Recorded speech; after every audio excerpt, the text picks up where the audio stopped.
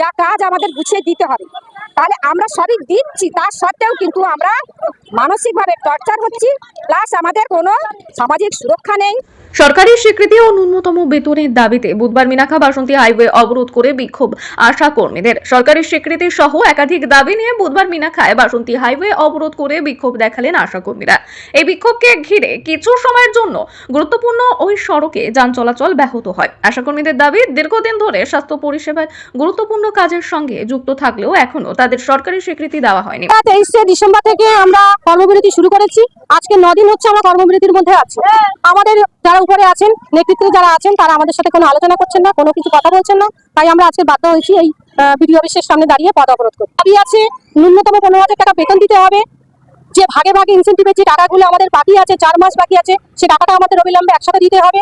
আর যে মৃত মানে আশাকর্মী মারা গেলে মৃত অবস্থায় যে তার 5 লক্ষ টাকা দিয়ে তার পরিবারকে দিতে হবে, সেই টাকাটা তাকে দিতে হবে। পাশাপাশি নির্দিষ্ট ডিউটি টাইম নির্ধারণ, ন্যূনতম 15,000 টাকা বেতন প্রদান এবং প্রসূতিকালীন সময় অন্তত 6 মাসের ছুটিরও দাবি তোলেন তারা। বিক্ষোভকারীদের অভিযোগ, সামান্য ভাতা নিয়ে অতিরিক্ত কাজ করাতে বাধ্য করা হচ্ছে আশা কর্মীদের। তাই বাধ্য হয়ে তারা রাস্তায় নেমে প্রতিবাদে শামিল হয়েছেন। বিভিন্ন দাবি দাওয়া নিয়ে আশা কর্মীরা বাসন্তী হাইওয়ে অবরোধ করে স্লোগান তোলেন। খবর পেয়ে দ্রুত ঘটনাস্থলে পৌঁছায় মিনাখা থানার পুলিশ।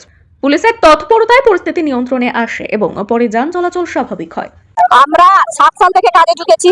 আমাদের এই পর্যন্ত কেন্দ্র ও রাজ্য প্রতিশ্রুতি দিয়েছিল যে আমাদের কর্মরত অবস্থায়, মৃত্যুকালীন কর্মরত অবস্থায় সেই আশাকর্মী যদি মৃত্যু হয়, তাহলে 5 লক্ষ টাকা আমাদের পরিবারকে দেবে। সে কথা রাখেনি।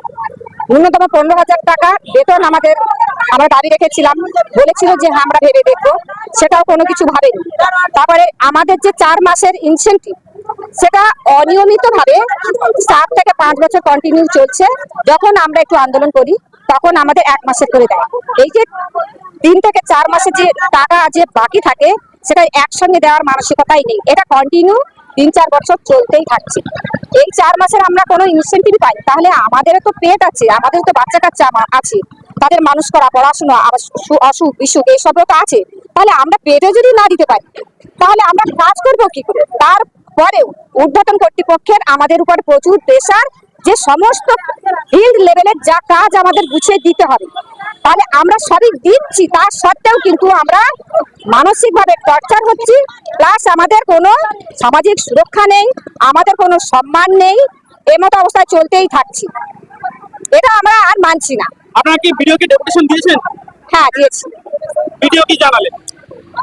বলেছেন যে উনি ওটা মানে ঊর্ধ্বতন কর্তৃপক্ষকে উনি জানিয়ে দেবেন। আপনার নাম পরিচয়? অর্চনা পরিপাত্র, মিনাখা ব্লকের আশাকর্মী।